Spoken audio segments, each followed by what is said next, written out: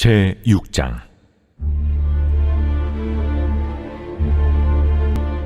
베냐민 자손들아, 예루살렘 가운데로부터 피난하라.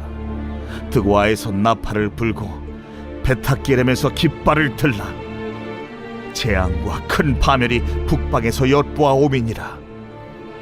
아름답고 우아한 시온의 딸을 내가 멸절하리니 목자들이 그 양떼를 몰고 와서 주위에 자기 장막을 치고 각기 그 처소에서 먹이리로다. 너희는 그를 칠 준비를 하라. 일어나라, 우리가 정오에 올라가자. 아하, 아깝다. 날이 기울어 저녁 그늘이 길었구나. 일어나라, 우리가 밤에 올라가서 그 요새들을 헐자 하도다. 만군의 여호와께서 이와 같이 말하노라. 너희는 나무를 베어서 예루살렘을 향하여 목책을 만들라. 이는 벌받을 성이라. 그 중에는 오직 포악한 것뿐이니라. 샘이 그물을 솟구쳐냄같이 그가 그 악을 드러내니 폭력과 탈취가 거기에서 들리며 질병과 살상이 내 앞에 계속하느니라. 예루살렘아, 너는 훈계를 받으라. 그리하지 아니하면 내 마음이 너를 싫어하고 너를 황폐하게 하여 주민이 없는 땅으로 만들리라. 만군의 여호와께서 이와 같이 말씀하시되, 포도를 따듯이 그들이 이스라엘의 남은 자를 말갛게 주우리라. 너는 포도 따는 자처럼 내 손을 광주리에 자주자주 놀리라. 하시나니 내가 누구에게 말하며 누구에게 경책하여 듣게 할꼬. 보라, 그 귀가 할례를 받지 못하였으므로 듣지 못하는도다. 보라, 여호와의 말씀을 그들이 자신들에게 욕으로 여기고 이를 즐겨하지 아니하니 그러므로 여호와의 분노가 내게 가득하여 참기 어렵도다. 그것을 거리에 있는 아이들과 모인 청년들에게 부으리니 남편과 아내와 나이 든 사람과 늙은이가 다 잡히리로다. 내가 그 땅 주민에게 내 손을 펼 것인즉 그들의 집과 밭과 아내가 타인의 소유로 이전되리라. 여호와의 말씀이니라. 이는 그들이 가장 작은 자로부터 큰 자까지 다 탐욕을 부리며 선지자로부터 세상까지 다 그 짓을 행함이라. 그들이 내 백성의 상처를 가볍게 여기면서 말하기를 평강하다 평강하다 하나 평강이 없도다. 그들이 가증한 일을 행할 때 부끄러워하였느냐? 아니라 조금도 부끄러워하지 않을 뿐 아니라 얼굴도 붉어지지 않았느니라. 그러므로 그들이 엎드러지는 자와 함께 엎드러질 것이라. 내가 그들을 벌하리니 그때 그들이 거꾸로 지리라. 안녕하십니까, 사랑하는 큰수교회 가족 여러분. 9월 14일 큰수 매일 말씀 시작하겠습니다. 오늘 본문은 예레미야 6장 1절에서 15절까지의 말씀입니다.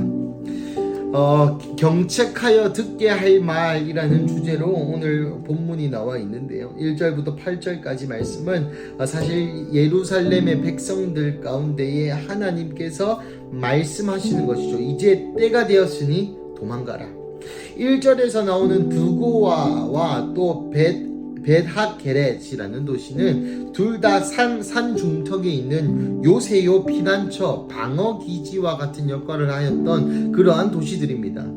이 도시에 언제 들어가냐면 전쟁이 일어날 때, 이제 더 이상 평지에 있는 또 윤택한 그러한 방어기지가 없는 도시가 아니라 전쟁이 와서, 우리도 이 임진왜란 때 여기 동네 읍성에 많은 사람들이 외곽에 있던 사람이 들어와서 피신하였지 않습니까? 충렬사에 또 동래부사 송상현 그 동상도 있지요. 그런 것처럼 이제 전쟁의 때가 되었으니, 이제 너희가 환란을 맞이하게 되었으니 두고아와 벤하게렛에 들어가라 라고 얘기합니다. 이 말을 들은 이스라엘 백성은 야, 이제 전쟁이 있겠구나 라고 이해하는 것이죠.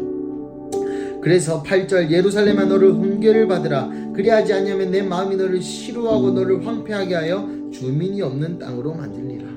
사실 하나님은 1절부터 보시면 북방에서부터 이제 바벨론을 사용하여서 이들을 칠 텐데, 그래도 남은 자들에게 기회를 여전히 주시는 하나님입니다.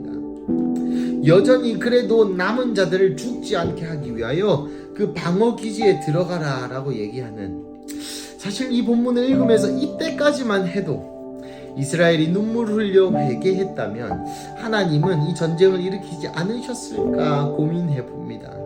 사실 어떻게 될지 모르겠지만 만약에 이 이스라엘의 전 지역에 회개의 바람이 불었다면 그래도 남아있는 사람들이 회개하고 정결함을 지켰다면 이스라엘의 역사는 달라지지 않았을까 고민해 봅니다. 9절부터 12절까지의 말씀을 보시면 9절 말씀에 포도를 따듯이, 제가 누차 설명드렸죠. 이 예레미야 전 책에 걸쳐서 포도나무는 이스라엘 그 나라 자체를 상징합니다. 하지만 포도를 따듯이 그들이 이스라엘과 남을 가를 말갛게 죽는다. 이제 포도를 따는 그 가지에서 악한 열매, 죄의 열매를 맺었으니 그 죄의 열매에서, 죄의 포도나무에서 난 그 열매를 딴다. 즉 죄의 열매는 사망이요 사망을 딴다. 즉 이스라엘의 멸망을 암시하는 구절입니다. 그리고 10절에 귀가 할례 받지 못하였다. 여러분, 귀가 어떻게 할례를 받습니까? 할례라는 것은 첫 번째 남자의 생식기의 표피를 자르는 것이 할례고, 그것을 통하여 하나님의 언약을 기억하는 거룩한 백성임, 하나님의 언약 안에 있는 백성임을 드러내는 철저한 표식입니다. 그러면 귀를 할례 받는다는 것이 무엇일까요? 귀를 자른다는 말입니까? 아닙니다. 귀를 할례 받는다는 것은 이 귀가 들을 수 있는 귀, 하나님의 언약에만 열리는 귀로, 하나님의 말씀에만 열리는 귀로, 세상의 소리도 있고 유혹의 소리도 있고 죄의 소리도 있고 수많은 소리가 있지만 그 중에서도 하나님의 소리만 듣는 언약 받은 귀다라는 의미입니다.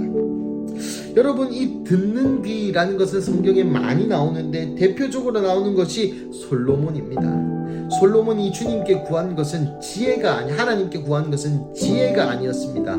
듣는 마음을 주십시오라고 얘기했고, 그것을 하나님이 지혜로운 기도 제목이다 라고 평가하셨죠. 결국 지혜가 듣는 마음이고, 무엇을 듣는 마음입니까?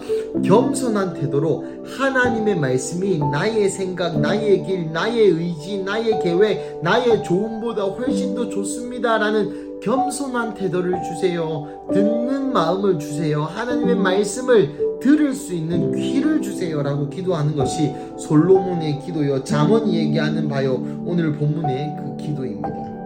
이스라엘 백성에서는 눈앞에 있는 그 모든 것이 나의 들을 귀, 내가 듣는 말씀들이었습니다. 무슨 말이냐면, 눈앞에 있는 아수르와의 친분, 눈앞에 있는 애굽과의 친분, 말과 병거를 얼마나 많이 가졌냐, 나의 군사력 등등등, 수많은 정치 외교술 등등 수많은 나라를 지킬 만한 것들이, 나라를 지켜줄 수 있을 것 같은 것들이 그들 눈앞에 있었고, 그들이 소리쳤습니다. 나를 섬겨라, 군사력을 섬겨라, 돈을 섬겨라, 정치 외교술을 섬겨라 라고 많은 신들이, 많은 세상의 것들이 이스라엘 백성에게 말하였습니다.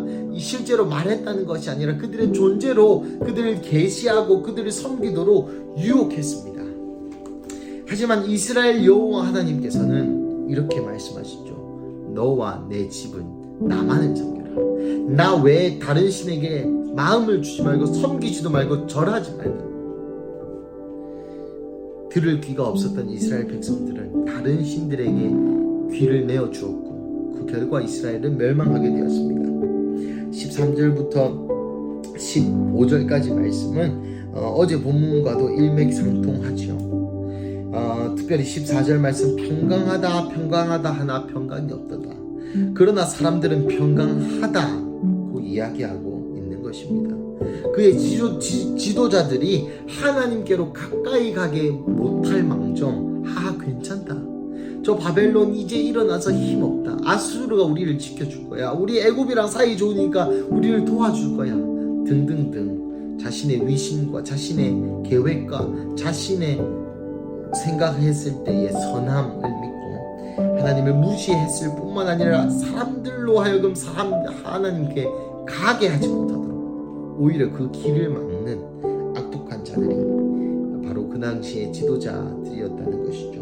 사랑하는 가족 여러분, 오늘 본문에 여러분들 아시다시피 가장 주된 말씀은 이것입니다. 들을 귀입니다. 사실 우리가 주님 앞에 나아갈 때, 기도할 때 많은 씨름들이 있죠. 여러분 어떤 마음으로 주님께 기도하십니까? 사실 목사인 저도 기도를 하지만 은근 저의 요구와 또 내가 생각했을 때에 맞아 보이는 일로, 내가 생각했을 때 옳아 보이는 길로 주님을 꼬십니다. 하나님, 이거 이렇게 돼야 안 되겠습니까? 이렇게 되게 하여 주십시오. 하지만 제 마음의 태도가 오늘 본문에 나오는 것처럼 할례받은 귀를 가진 자의 마음의 태도로, 겸손한 마음의 태도로, 주님 이 문제에 대해서 어떻게 생각하십니까? 하나님 말씀만 하여 주십시오. 순종하겠습니다 라고 그런 마음의 태도로 기도의 자리로 나아가지 않는 저의 모습을 반성하고 또 반성합니다.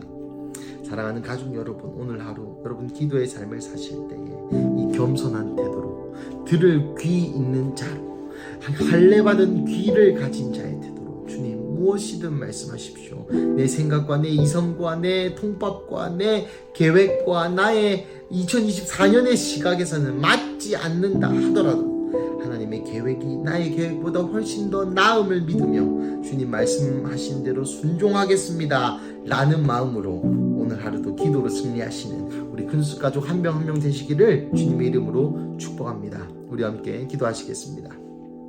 사랑하는 하나님, 감사합니다. 오늘 본문을 통해 우리에게 할례받은 귀를 가지라 말씀하시는 하나님의 음성을 듣습니다. 하나님, 솔로몬이 그리했던 것처럼 또 예레미야의 말씀에 선포하고 있는 것처럼 주님, 우리가 할례받은 귀를 가진 그런 겸손한 태도의 기도의 생활, 겸손한 태도의 신앙의 생활을 영위할 수 있도록 주님 도와주시옵소서. 그래서 주님 말씀하실 때 그것이 이성적으로 논리적으로 맞지 않는다 하여도, 내 감정적으로 내 기분적으로 맞지 않는다 하여도 하나님이 말씀하셨으니 그 길이 나의 생각, 나의 길보다 훨씬 더 나은 길이라는 것을 믿으며 겸손한 태도로, 들을 귀 가진 자로 그렇게 인생을 살아가게 하여 주시옵소서.